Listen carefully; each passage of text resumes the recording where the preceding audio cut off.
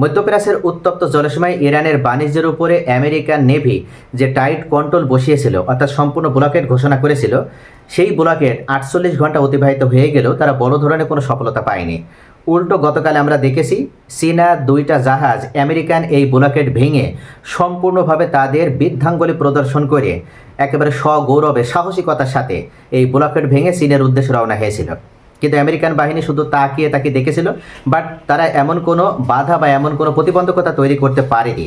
কিন্তু আজকে এসে তারা বড় ধরনের একটা সফলতা লাভ করেছে। ইরান বন্দরের অভিমুখে যাত্রা করা অন্তত 8টি বিশাল অয়েল ট্যাঙ্কারকে মাঝপথেই থামিয়ে দিয়েছে ইউএস নেভি। সবচেয়ে শকিং বিষয় হলো কোনো গান ফায়ার না, কোনো ডিরেক্ট কনফ্লিক্ট হয়নি, just a simple radio warning. আর সেই রেডিও মেসেজ দিয়ে জাহাজগুলোকে ফোর্স করে ব্যাক করতে বাধ্য করা হয়েছে। এমনকি এই পুরো অপারেশন ছিল এক্সট্রিমলি একটা প্রিসাইজ এবং ডিসিপ্লিন।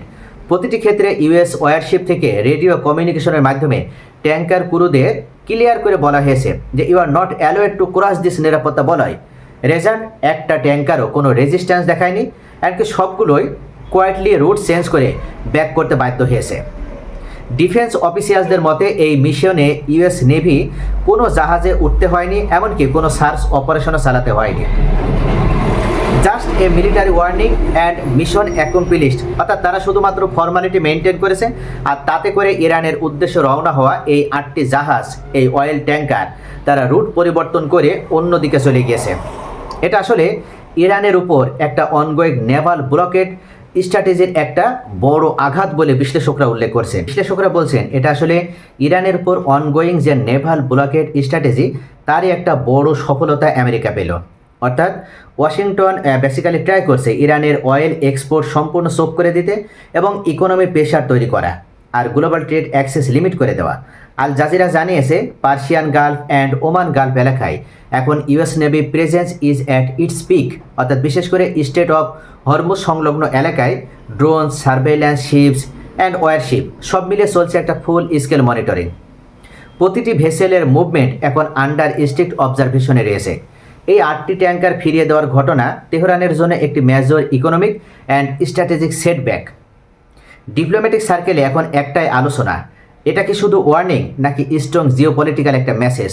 অনেক বিশ্লেষকদের মতে ইউনাইটেড স্টেটস এখানে ক্লিয়ার মেসেজ দিতে চায় যে টক টেবিলে আসার আগেই we can break your economic backbone any time.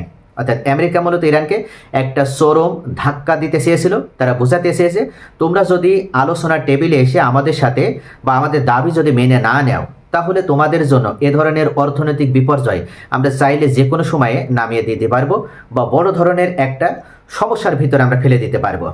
বিশেষ করে ডোনাল্ড ট্রাম্প অ্যাডমিনিস্ট্রেশন যখন ইরানকে একটা স্ট্রিক্ট ডিলে আনতে চাচ্ছে, তখন এই নেভাল প্রেশার হচ্ছে সেই স্ট্র্যাটেজিরই একটা অংশ। অন্যদিকে ইরান এখনও অফিসিয়ালি কোনো স্ট্রং রিয়াকশন দেয়নি, বাট রিয়ালিটি ইজ ট্যাঙ্কারগুলো ফিরিয়ে দেওয়া হচ্ছে, অয়েল এক্সপোর্ট ডিস্টার্ব হচ্ছে and economic pressure steadily increasing.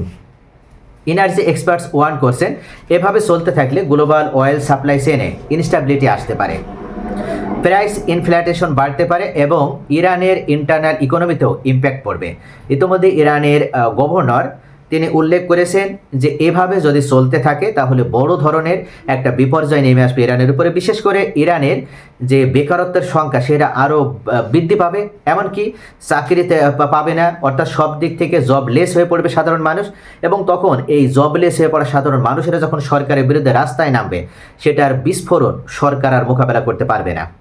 America মূলত সেটাই চাচ্ছে, তারা যুদ্ধে ইরানের সাথে পারেনি, যুদ্ধে ইরানের সাথে পারবে না, এটা আমেরিকা খুব ভালোভাবে জানতো।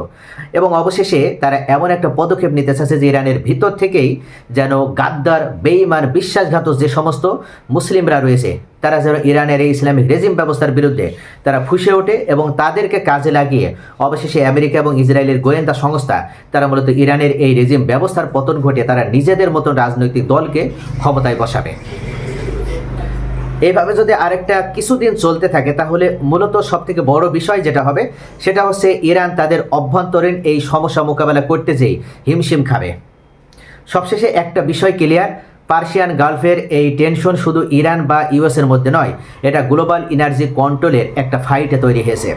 এটা ওয়ার্ল্ড ইকোনমিকের একটা লাইফ লাইনে, পাওয়ার গেমে পরিণত হয়েছে।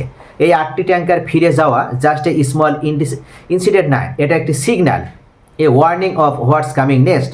আগামী দিনে ইরানের জন্য একটা সি রুট কি কমপ্লিটলি ডিফিকাল্ট হয়ে যাবে, নাকি শুরু হবে নতুন কোনো নেগোসিয়েশন গেম? ইউএসের অ্যাগ্রেসিভ স্ট্যান্স মিডল ইস্ট জিওপলিটিক্সকে আসলে কোন দিকে নিয়ে যায়? That's the real question right now.